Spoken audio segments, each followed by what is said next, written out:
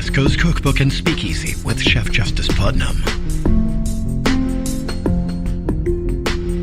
Netrootsradio.com.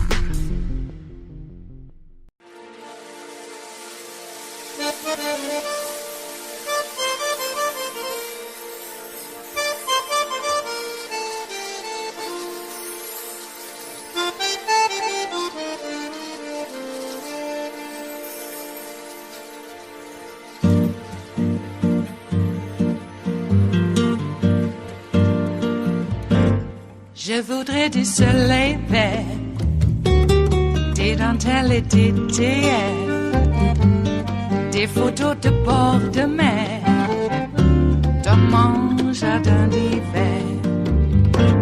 Je voudrais de la lumière, comme en Nouvelle-Angleterre.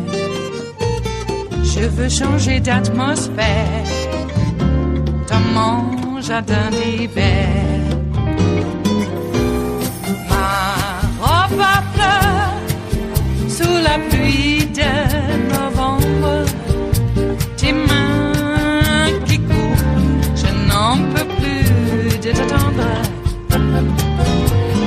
Les années passent, il est loin, là je tombe.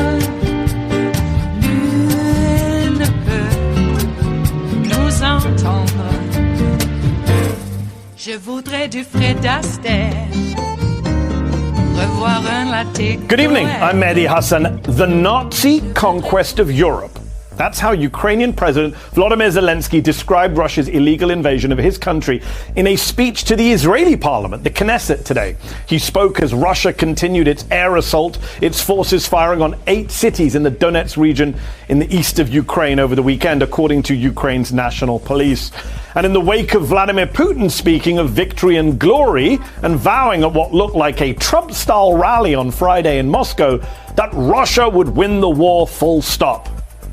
We've seen words like Nazism and fascism thrown around a lot in this conflict. So tonight, to understand what is going on in Ukraine right now, what is going on inside of Russia too, and what's driving Vladimir Putin, we need to talk about a man named Ivan Ilyin.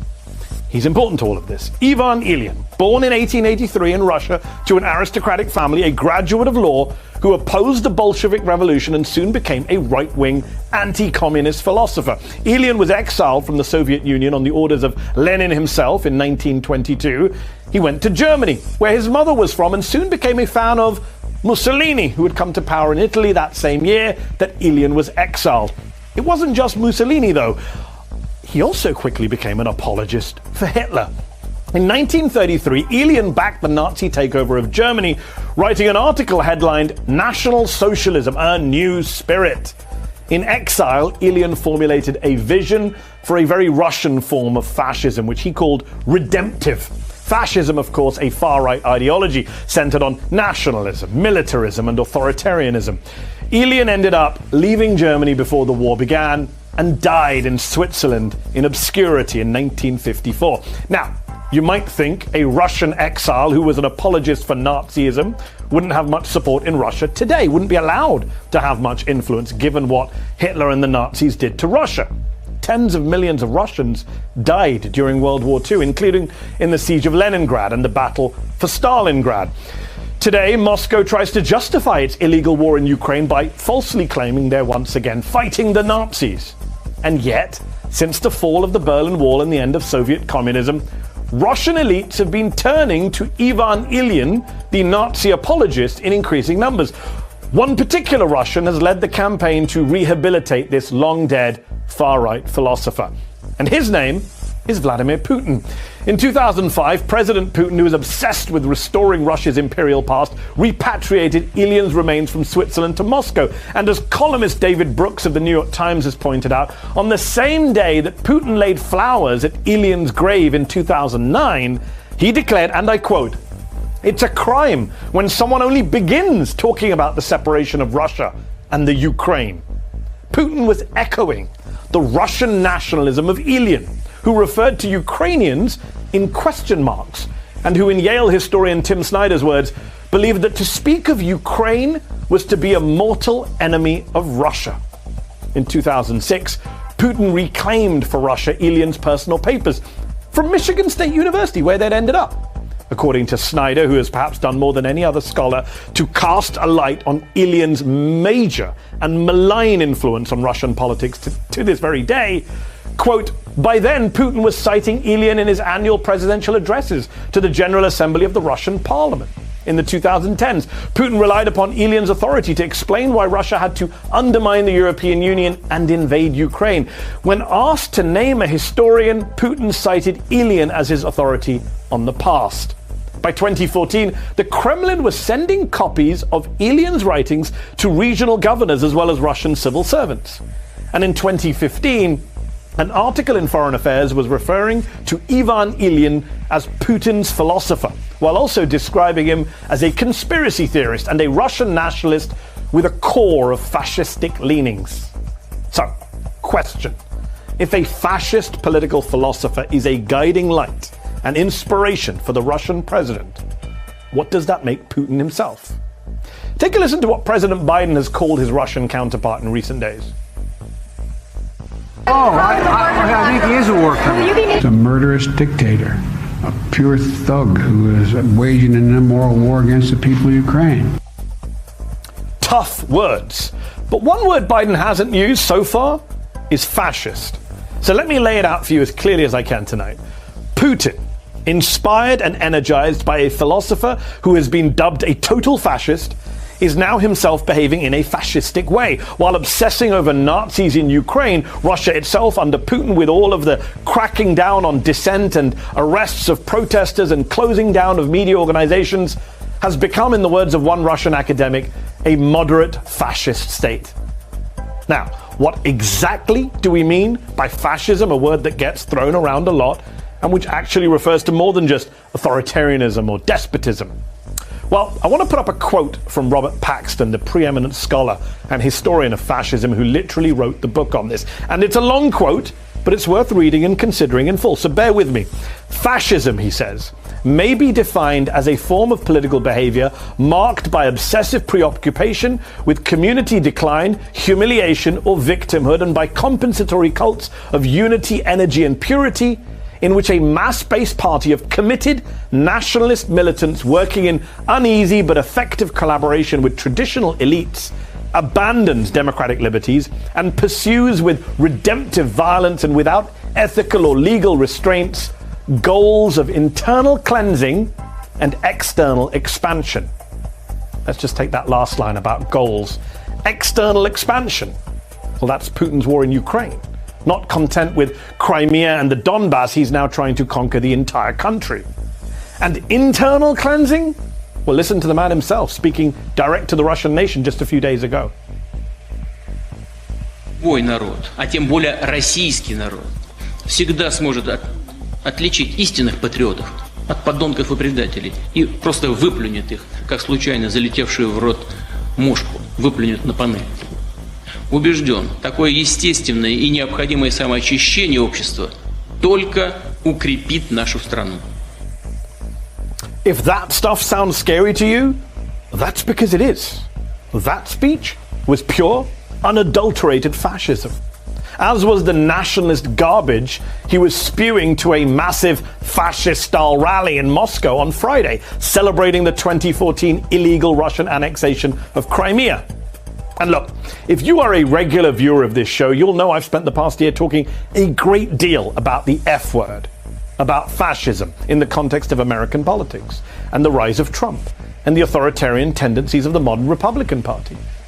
But tonight we need to recognize that over in Eastern Europe, we are facing a fascism of a much worse, much more violent, and much more brazen kind in Russia. A fascism that is embodied right now by Vladimir Vladimirovich Putin, and which is inspired and informed at every step of the way, as Tim Snyder points out, by one Ivan Alexandrovich Ilyin. Quoting Snyder, Putin has used Ilyin's ideas about geopolitics to portray Ukraine, Europe, and the United States as existential dangers to Russia. It is Monday, the 21st of March of 2022, and you are in West Coast Cookbook and Speakeasy. I am your chef de cuisine, Justice Putnam. Gunner the English Bulldog is our snoozing sous chef, and our daily special is, River City Hash Mondays. And I'll tell you why. Because we reconstitute what is left over into a lovely gourmet delight. Oh yeah, it's so delicious. Hey, how are you? Have we survived the weekend? I don't know. What is consciousness? What is perception? I don't know. What is it? Philosophers pretty much, whittled it down to an explanation, but is it enough? Is it? Because everything is fake. Everything. Russia is not really invading Ukraine and conducting a war as we speak. Cities being bombed into mere rubble. Not happening if you're in Russia. To a certain large segment of the population, at least, because there are some who, get a little bit more information than what is dished out by the state media. And maybe a worm is turned, I don't know. I think that everybody is pretty damn afraid to tell Vlad what's going on.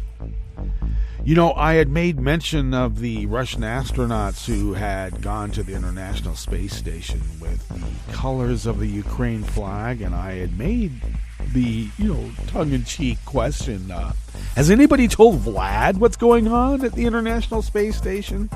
Well, apparently somebody did, because now those cosmonauts said, we weren't wearing the flag colors of Ukraine.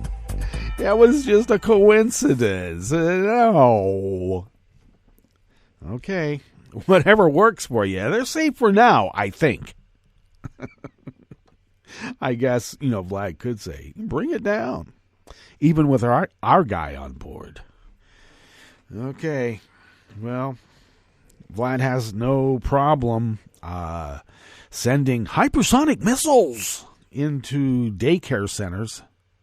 Yeah, he's just the Timothy McVeigh of his, I don't know, day. God, I don't know. He's worse. Okay, well, this is obviously what we know of war. A very old tactic where you terrorize the civilian population, take siege of a city. What was Troy? What was Helen of Troy and all that about? Yeah, that siege went on for how long? 20 years more? Wow. Young love gets pretty old after that. pretty old. So this is an old tactic. It's, let's be clear. All war is wrong to begin with. But that particular kind of strategy where you kill the civilian, that's odious at best. We call it a war crime because, when we fight wars now, we're supposed to do it civilized. Okay? You declare a war and then you can, annihilate each other in nuclear fire because, we're more humane now in our war fighting. Which beggars the question, doesn't like a nuke war pretty much include the civilian population by definition? That's the whole reason for having the nukes. I guess it's not to kill the other guy that has nukes. Well, you're trying, but whatever is around him, that's just collateral damage. Is that what it is? But the targeting of a civilian population, not even making the excuse of like, oh, well, there was a sniper's nest there. Sometimes they say that. But it might be the old mob attitude, which, isn't too far from the explanation of how Vlad works, is that those kids are going to grow up hating me. Might as well get rid of them now. Okay. It's called a war crime.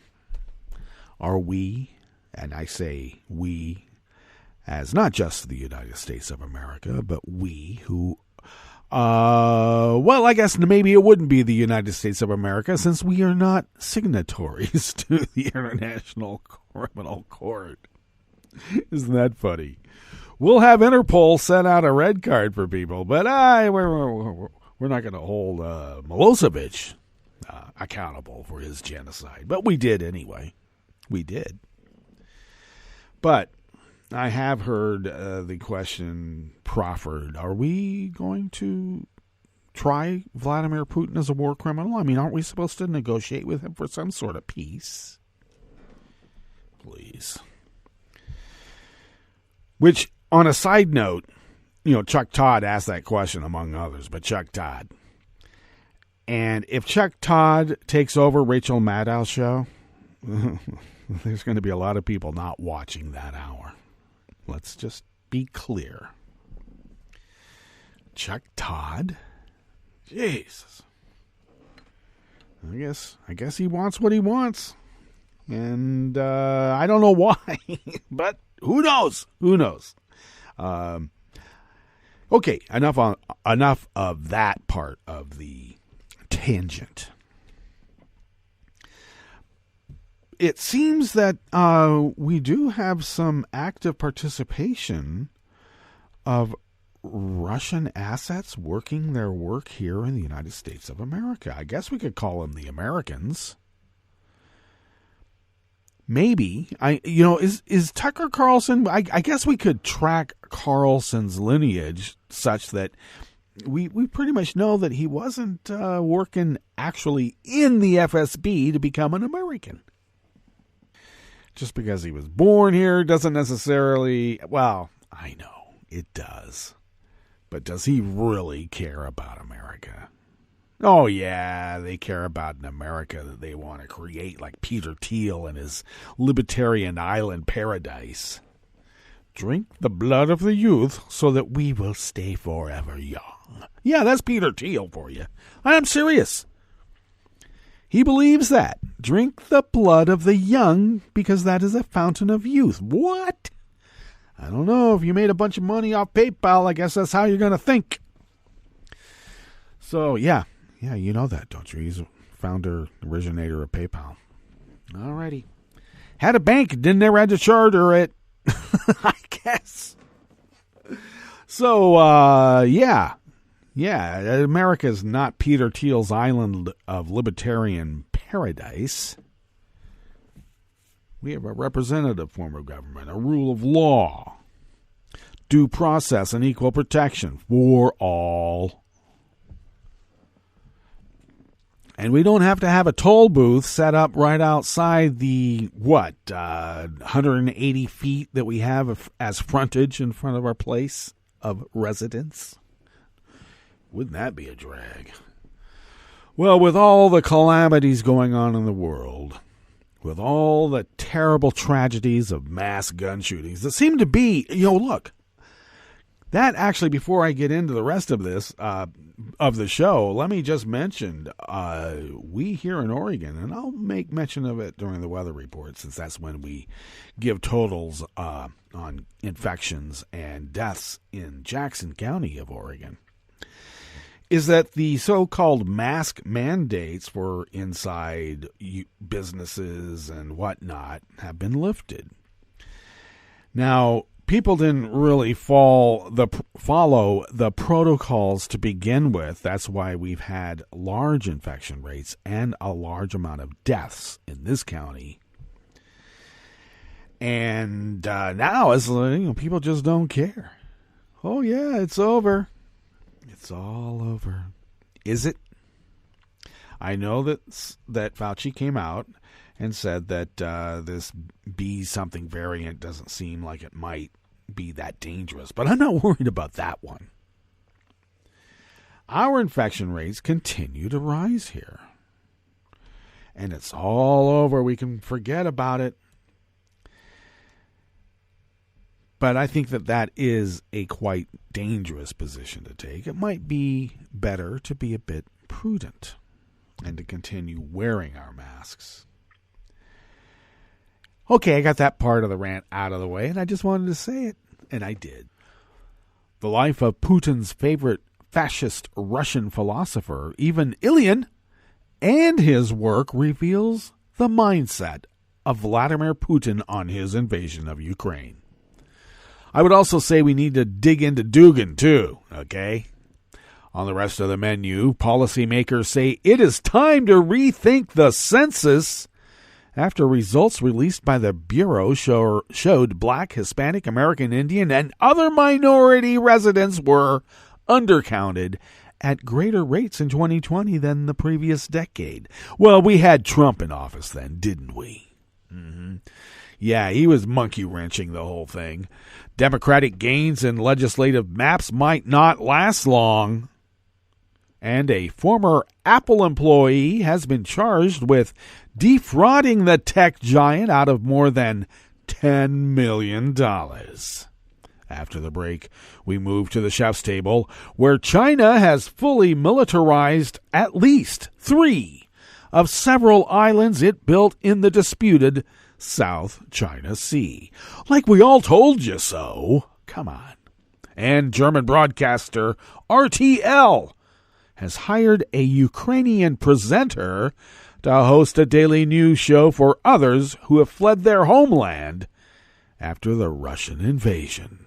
All that and more on West Coast Cookbook and Speakeasy. Bon appetit.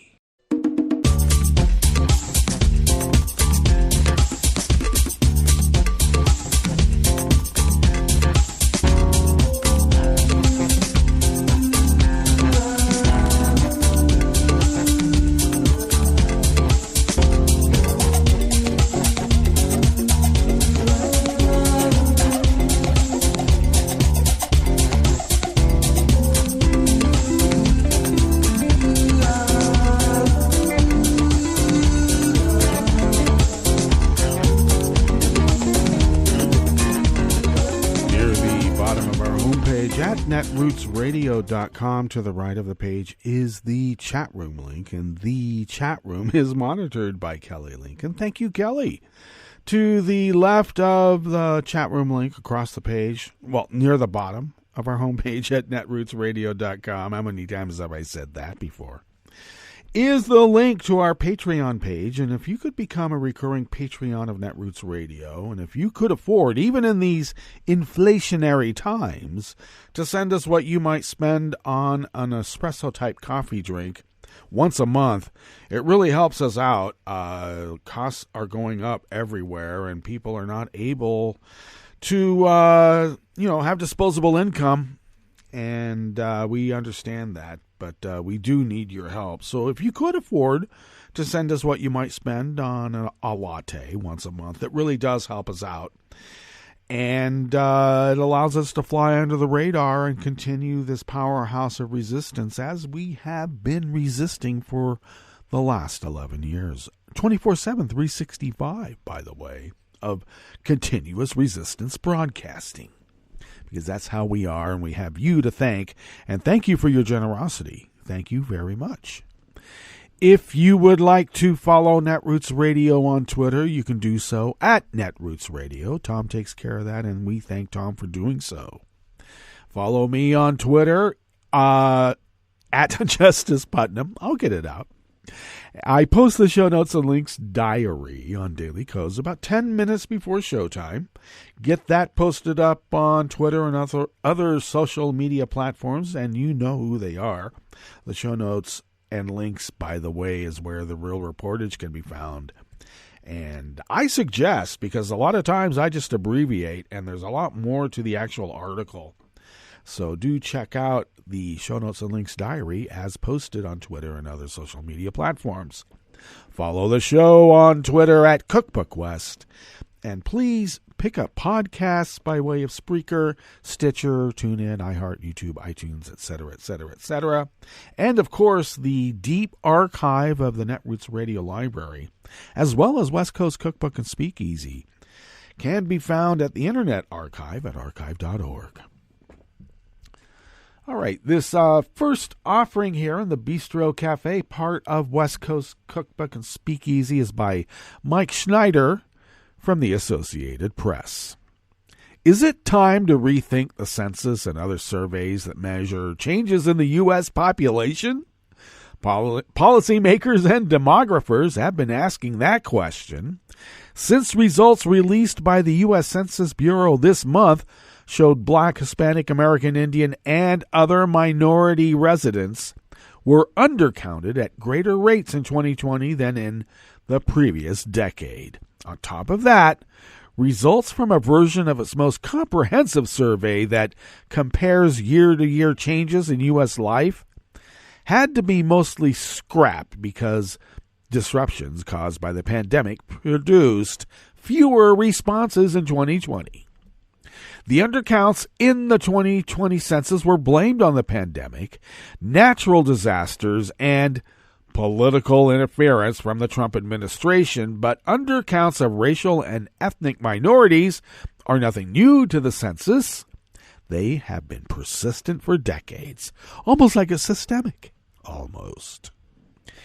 In recent years, the cost of censuses shouldn't it be censusi? Maybe not. And surveys have grown while public participation rates for surveys have declined, and I would say it's because of terrible PR outreach on purpose.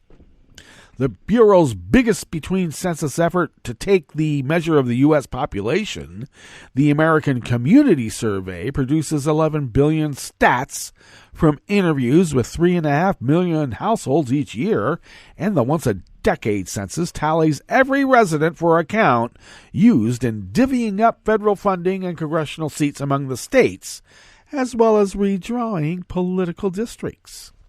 Even before the release of the 2020 report card earlier this month, the Census Bureau had been developing new ways of gathering data. Chief among them is the Embryonic Frames program that would combine all kinds of data sets, including administrative records from the private sector and government agencies, as well as surveys and censuses that have been staples of Census Bureau data gathering for decades. Under the concept, one data set, such as an individual's IRS file, would be linked to another, such as the individual Census Bureau survey response. Eventually, data related to people's addresses, demographics, businesses, and jobs would all be linked together, just like Skynet wants. In 2030, when the next census takes place, the program could help count people with good administrative records or links to other records, and more resources could be devoted towards households that are the hardest to count, or it could be used for nefarious purposes by a fascist who just happens to be installed in power and leadership. Now, to be fair, Robert Santos, who was appointed to the Bureau by President Joe Biden, we are looking to take advantage of existing technology, and that necessarily includes the merging of large databases on people, not to create a Big Brother society, but to supplement and reduce the burden on our population when it comes time to gather data. Now, relying on administrative records may have its own problems because some groups, such as people in the country illegally, often have little paper trail. Besides naming an unusually high number of political appointees to the Census Bureau, the Trump administration unsuccessfully attempted to use administrative records to get a tally of the number of people in the country illegally so they could be eliminated from the count. Oh, eliminated? What do you mean by that? That was used for allocating congressional seats. Any effort to revamp how the count is conducted will need to be protected from similar efforts to misuse the count for political purposes or just to pick people up. From a purely civic perspective, Terry Ann Lowenthal, a former congressional staffer who specializes in census issues, worries a greater reliance on administrative records at the expense of public participation will be one less thing that engages everyone in the U.S., no matter their background. If you are in a millionaire's mansion or living in a tent under a bridge, you matter to the census, Lowenthal said. The Census Bureau has been at the forefront of advances in data gathering and processing, whether using punch cards and electronic tabulators at the end of the 19th century or employing the first modem computer installed by a civilian government agency for the 1950 census. For the 2020 census, it tried several new approaches. For the first time, the internet was the primary mode for answering the census questionnaire, and the 2020 census was the first to use administrative records from places like the Social Security Administration to fill in data gaps for households that did not respond.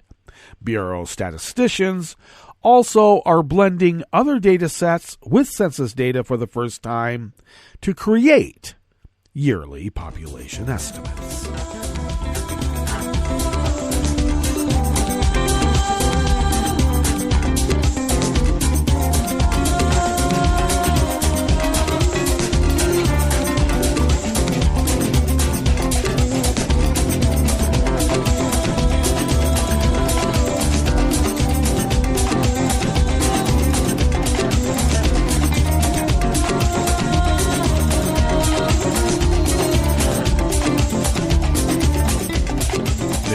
Cardi of the Associated Press brings us this next offering here in the Bistro Cafe of West Coast Cookbook and Speakeasy, River City Hash Mondays. The surprising advantage Democrats gained during the torturous process of rewriting the nation's congressional maps may be short-lived, creating the potential for more frequent clashes over how political power should be distributed across the U.S. As the once-a-decade scramble to draw new legislative lines, a process known as redistricting, nears its conclusion, Democrats have succeeded in shifting the congressional map to the left. The typical U.S. House district now comes close to matching President Joe Biden's 4 percentage point win in 2020, though the impact may not be seen in this year's voting, as Democrats face uphill odds to maintain their House majority. Party leaders believe the new maps would make it easier to take the chamber in more favorable elections, but all that could change. 2 major states, North Carolina and Ohio, are already poised to redraw their maps in the next few years. Several cases at the U.S. Supreme Court, meanwhile, could dramatically alter the rules that govern map-making nationwide. Those twists could ultimately transform redistricting into a regular political brawl that consumes state capitals already gripped by partisan tensions. Oh, you mean a Nazi takeover of the United States? Come on, let's be clear about that. This is the end of Act 1, but there's a lot more to come into play, said Michael Lee of the Brennan Center for Justice. The uncertainty extends to other facets of elections, from the ability to challenge certain voting restrictions in court to whether minorities can have a chance to elect their preferred representatives, but it also leaves a significant asterisk over one of the biggest political twists of the past few years.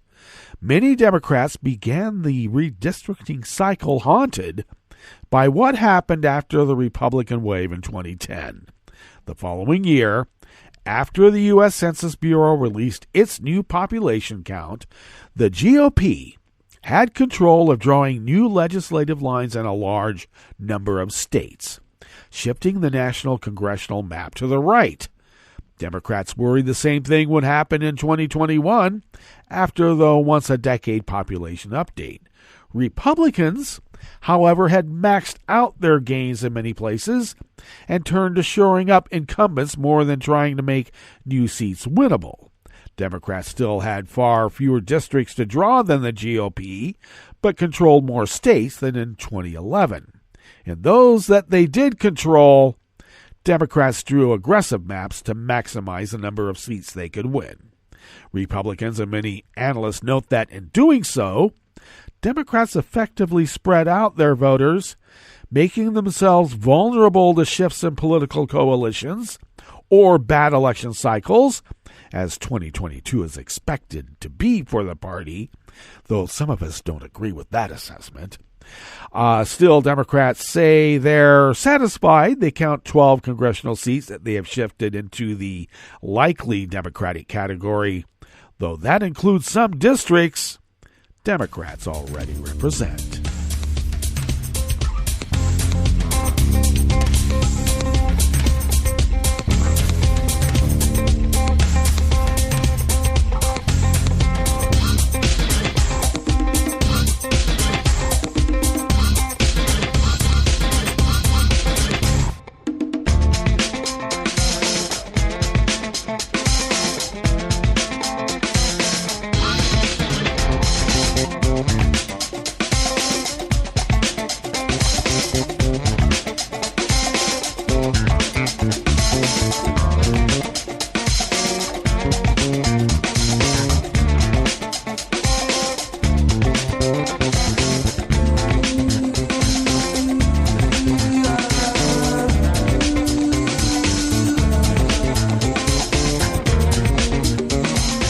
Associated Press staff bring us this final offering here in the Bistro Cafe of West Coast Cookbook and Speakeasy. A former Apple employee has been charged with defrauding the tech giant out of more than $10 million by taking kickbacks, stealing equipment, and laundering money, federal prosecutors said. Darinder Prasad, age 52, worked for 10 years as a buyer in Apple's global service supply chain department. A federal criminal case unsealed on Friday alleges that he exploited his position to defraud the company in several schemes, including stealing parts and causing the company to pay for items and services it never received. A court has allowed the federal government to seize 5 real estate properties and financial accounts worth about $5 million from Prasad, and the government is seeking to keep those assets as proceeds of a crime, the U.S. Attorney's Office in San Jose said in a news release. Prasad is scheduled to appear in court on Thursday to answer to charges of engaging in a conspiracy to commit fraud, money laundering, and tax evasion. It's unclear whether he has retained a lawyer. A number listed for him was disconnected. 2 owners of vendor companies that did business with Apple have admitted to conspiring with Prasad to commit fraud and launder money. Prasad is scheduled to make a first appearance in U.S. District Court in San Jose on this Thursday.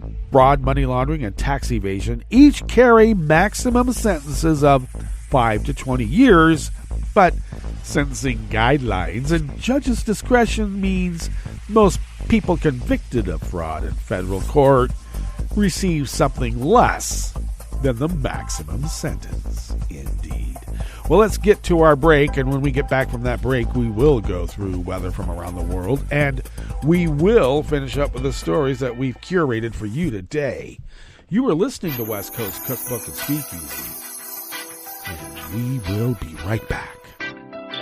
You are listening to netrootsradio.com. Please hang up and try again.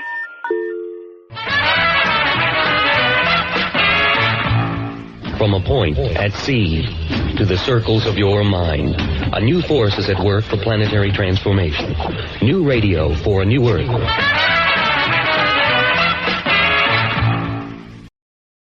This is Take Two Movie Review. I'm Mike Friend. This week, K9 Cinema. The new Channing Tatum vehicle, Dog, is a curious mashup of a buddy movie, a road movie, and a military story, which works more often than it doesn't. Like most road films, the plot has a protagonist going from point A to point B with an accompanying emotional journey. Tatum's character is former Army Ranger Jackson Briggs, who's attempting to land a diplomatic security position after being wounded during previous duty. To impress a former CO that he's deserving of a recommendation for the position, he agrees to transport a retired K9 combatant, Lulu, from Fort Lewis in Washington State to a funeral in Nogales, Arizona, at the request of the family of Lulu's former handler who has died. The road, as you might expect, is filled with adventures, including that of a blind veteran scam Briggs uses to score a hotel room. The sequence starts out funny, but ends with Lulu attacking a Muslim man, the animal reacting to his clothing as a training artifact, and with Briggs not so much getting the last word.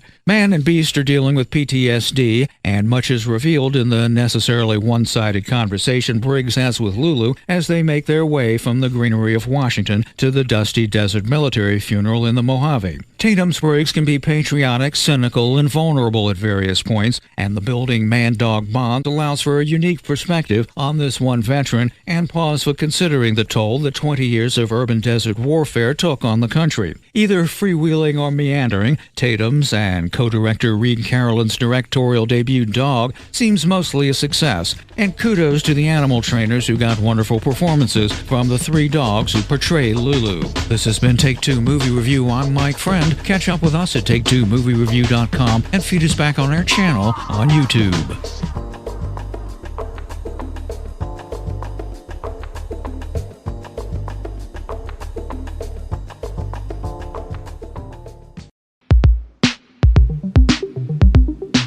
This is Scientific American's 60-Second Science. I'm Emily Schwing. When he was little, Alessandro Chiarenza's grandmother used to read him bedtime stories about dinosaurs, and she would always tell him the same thing. Oh, but these things were not living here. They were living like in America and in Asia, so not here in Italy. That bedtime story first began to change for Italian kids back in the 1990s. So we found plenty of dinosaur records from dinosaur fossils. We started in the past decades to recover footprints, but then most importantly, we started finding bones and now complete skeletons of dinosaurs. Chiarenza, a paleontologist at the University of Vigo in Spain, is part of a team that recently uncovered nearly a dozen complete dinosaur skeletons, a first in Italy. The discovery is documented in the journal Scientific Reports, and it once again upends the bedtime story, so to speak. Usually you don't find multiple complete individuals all together, and it's something historically very rare. Back in 1994 in Trieste, a municipality in northeastern Italy, scientists discovered Antonio, a small hadrosaur or duck-billed dinosaur. The skeleton's about 3.5 meters long and very well preserved. And one peculiar feature from this dinosaur was that it was relatively small from the close cousins that were inhabiting at the time North America and Asia. And dinosaurs from these exotic lands were quite big. They're basically coexisting with the T-Rex or relatives of the T-Rex. These were like the main predators of these animals. So they were quite big. When he was discovered, scientists theorized that Antonio was a victim of something called the island rule. The site of Antonio's discovery, Villaggio del Pescatore, was once part of an island that sat in the middle of a proto-Mediterranean sea known as Tethys. In fact, this is how Antonio came to acquire his scientific name, Tethyschadros insularis. Insularis means from an island, according to Chiarenza, and as the old story goes, Antonio would have been a dwarf species because of limited resources on that island. But this all changed when Bruno, another hadrosaur of the same species, was discovered. We know that if you cut a dinosaur skeleton, like you can see some sort of structure which is more comparable or analogous to what you see in a tree ring. So you count them and you can see how old these animals are. The bigger skeleton, Bruno, was older in age than the younger one, the skeleton of Antonio, the one that was smaller in size. While Antonio is roughly the size of a small car, Bruno is a meter longer, closer to the size of a larger minivan. So Antonio is a complete skeleton. Bruno, it's 75% complete. There is another skeleton which is still on the ground and waits to be completely recovered and prepared. And this is actually, its nickname is Rocco, and it's potentially even bigger than Bruno. The discovery of Bruno and Rocco have totally upended Antonio's story, and so have other findings at the site. Dinosaurs were not the only fossils from the area. We also find shrimps, plants. We find crocodiles.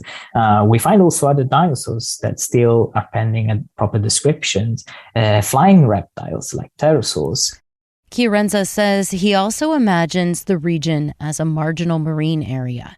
Probably more mainland connection. So you would have found this vegetated beach surrounded by like a little bit of higher ground or more vegetated and forested areas that were sort of going towards continental Europe. You probably would have seen these dinosaurs like Tetisaurus potentially moving together, like in a group, maybe drinking in, on a river. The team also collected new data on the geology of the area.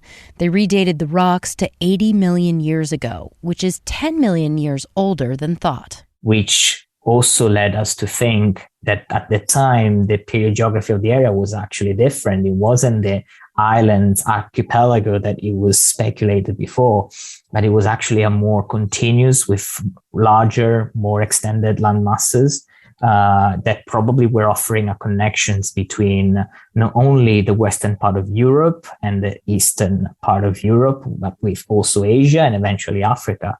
So probably was supporting more population of larger animals that had more available resources. So what comes next in the new version of this Italian dinosaur saga? Chiarenza says he's particularly interested in looking at what he and colleagues can learn from past changes in climate. Trying to learn which species might have been more sensitive to some climatic change and trying to infer what they might meant for their adaptations. He says the next chapter in this story will be to parse out how changes in climate over time drove the distribution of dinosaurs across Europe into Asia and then other parts of the world. For 60 Second Science, I'm Emily Schwing.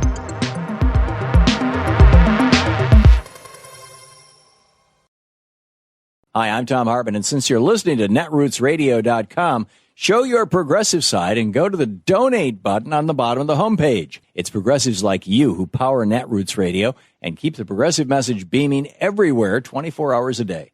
Just go to our donate button at the bottom of netrootsradio.com. Thank you for keeping progressive radio at full power.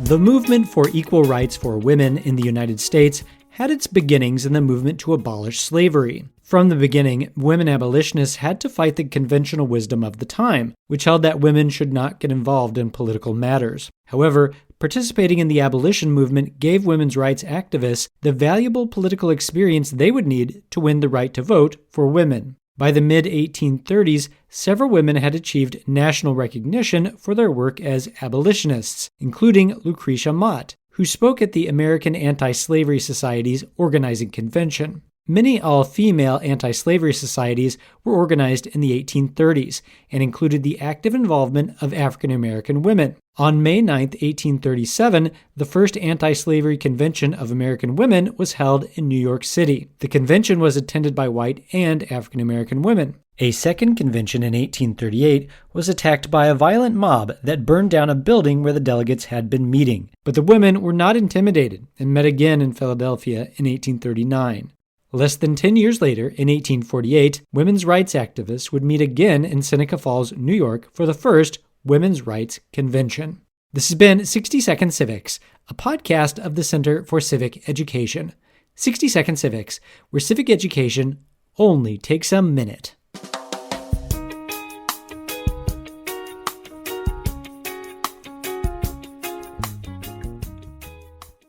The 2022 election returns are rolling in from Nashville, Tennessee. I'm Bill Newman, and this is the Civil Liberties Minute. The city of Nashville has had a seat in the United States House of Representatives for as long as Tennessee has been a state, that is, for 147 years. But no longer.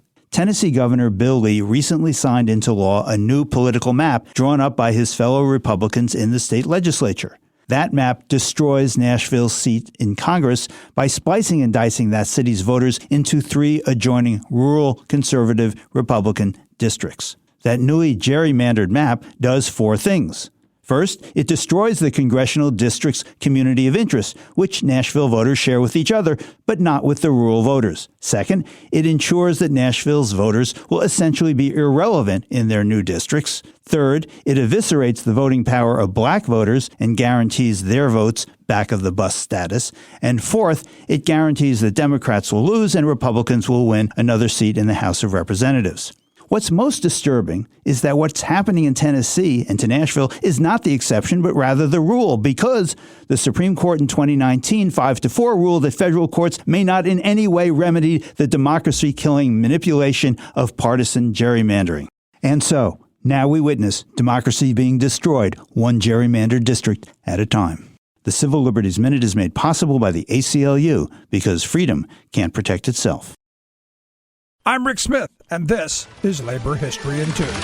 On this day in labor history, the year was 1857. Labor activist Alice Henry was born in Melbourne, Australia. Alice originally went to work as a teacher, but then found her true calling as a journalist. She wrote in support of the day's progressive causes, including care for dependent children, labor reform, and women's rights. Her writings and speeches garnered attention well outside of Australia, and in 1905, she was invited to work for the National Women's Trade Union League of America. The WTUL was an important U.S. women's labor organization, supporting several strikes and advocating for women's suffrage. The League tried to bridge the tensions that often existed between middle-class progressive reformers and working-class women. The League also attempted to build ties with the American Federation of Labor, pushing for the AFL to do more for women workers. Unfortunately, these efforts often went ignored. Alice joined the League office in Chicago, where she again put her pen to work for the causes of women's suffrage and the rights of working people. For 8 years, Alice served as the editor of the women's page of the popular labor paper, the Union Labor Advocate. She served as a lecturer and as a field organizer. Alice advocated that when possible, women form their own unions. She believed that the independent locals would allow women a greater voice than in the male-dominated union movement of the day. In a 1915 essay she wrote, "The meetings of women and girls only draw better attendances, give far more opportunity for all the members to take part in the business, and, beyond all question, form the finest training ground for the women leaders who in considerable numbers are needed so badly in the women's side of the trade union movement today." Labor History in 2 brought to you by the Illinois Labor History Society and The Rick Smith Show. For more information, go to laborhistoryin2.com, like us on Facebook, and follow us on the Twitters at Labor History in 2.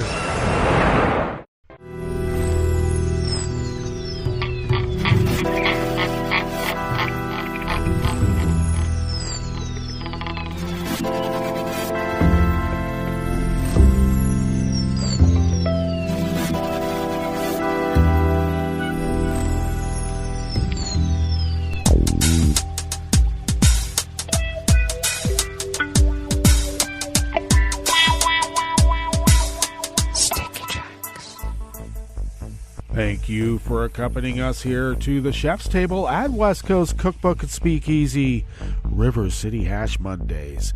We always begin weather from around the world along the banks of the Rogue River and the Rogue River Valley of Southern Oregon, on the west coast of the continental United States of America, where it is currently 41 degrees Fahrenheit, cloudy conditions with a light rain this morning, and it looks like it's about happening right now, and it looks like we might get about 1/10 or more of an inch of rain, and then highs will be topping out around 60, and it looks like cloudy skies early tonight, followed by partial clearing, lows in the upper 30s, winds light and variable. Some clouds in the morning tomorrow will give way to mainly sunny skies for the afternoon. Highs almost 80 degrees. My God. Confirmed cases of coronavirus in Jackson County in the southern part of Oregon continue to rise. We now stand, and these are only totals up to Friday, not the weekend. We now stand at 423,099 confirmed cases with 500 confirmed deceased. We continue to rise in both categories. Grass pollen is rated as low right outside the window in Rogue River proper. The air quality index for the region is good at 20 parts per million, and that daytime UV index has inched up again in the moderate range and is now standing at level 4. Barometric pressure is holding steady at 30.43 inches. Visibility is up to 9 miles, and relative humidity is at 88%. Weather from around the world is brought to you by a crowd of crowdsourced weather stations that a crowd crowdsources from around the world. London is 61 and partly cloudy. Paris is 65 and sunny. Rome is 60 degrees and fair. Kyiv is 55 and sunny. Kabul is 55 and clear. Hong Kong is 70 degrees and mostly cloudy. Tokyo is 51 and mostly cloudy. Sydney, Australia is 68 and clear. San Francisco, California is 48 degrees and fair. And New York, New York is 50 degrees Fahrenheit and sunny. And that is weather from around the world, brought to you by a crowd of crowdsourced weather stations that a crowd crowdsources from around the world.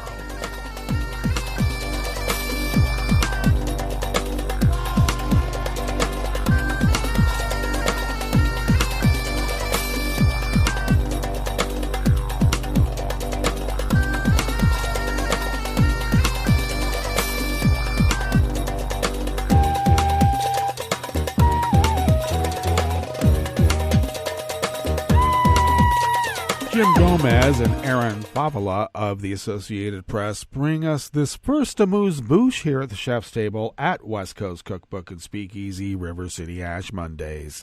China has fully militarized at least 3 of several islands it built in the disputed South China Sea, arming them with anti-ship and anti-aircraft missile systems, laser and jamming equipment, and fighter jets, in an increasingly aggressive move that threatens all nations operating nearby, a top U.S. military commander said yesterday, Sunday. U.S. Indo-Pacific Commander Admiral John C. Aquilino said the hostile actions were in stark contrast to Jinping's past assurances that Beijing would not transform the artificial islands into contested waters into military bases. The efforts were part of China's flexing its military muscles, he said. There was no immediate comments from Chinese officials. Beijing maintains its military profile as purely defensive, arranged to protect what it says are its sovereign rights. But after years of increased military spending, China now boasts the world's second-largest defense budget after the United States and is rapidly modernizing its force with weapon systems including the J-20 stealth fighter, hypersonic missiles, and 2 aircraft carriers, with a 3rd under construction.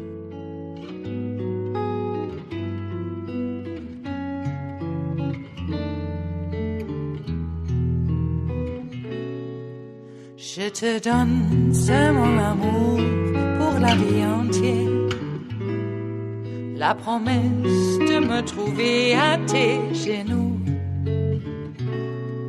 Aussitôt que tu m'appelles, rester toujours fidèle, c'est tout, c'est tout. Je te donne tous mes printemps, mes étés de mer, mes automnes quand les feuilles tombent partout. Si ce n'est pas une bonne affaire, je te donne tous mes hivers. Philip Reisfelder of the Associated Press brings us this final amuse-bouche here at the Chef's Table at West Coast Cookbook and Speakeasy.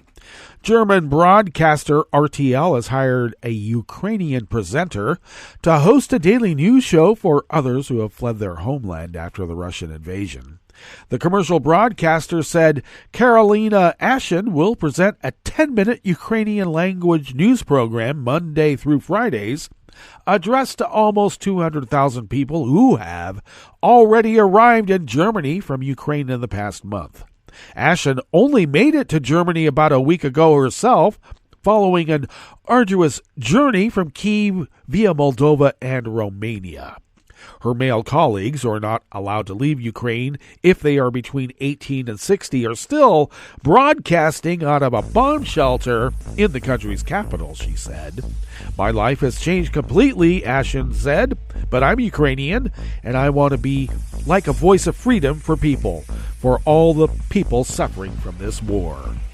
Indeed. Well, that brings us to the end of our broadcast period for the day, but you do know Netroots Radio broadcasts on, and we will meet up tomorrow for Tarrytown Chowder Tuesdays. So do stay tuned to Netroots Radio all day and all night for all the breaking news as it breaks, and we will meet up here tomorrow, right here, in West Coast Cookbook and Speakeasy. Bon appetit.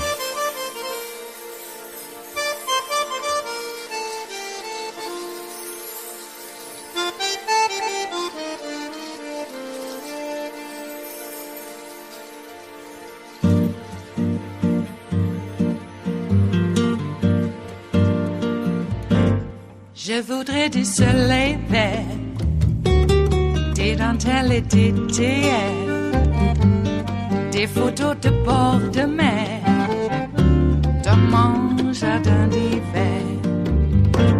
Je voudrais de la lumière, comme en Nouvelle-Angleterre. Je veux changer d'atmosphère, dans mon jardin d'hiver. À fleurs sous la pluie de novembre, tes mains qui courent, je n'en peux plus de t'attendre. Les années passent, qu'il est loin, là je tombe. Nul ne peut nous entendre. Je voudrais du Fred Astaire, revoir un latte Goer. Je voudrais toujours te plaire dans mon jardin d'hiver. Je veux déjeuner par terre, comme au long de golfe clair, t'embrasser les yeux ouverts dans mon jardin d'hiver.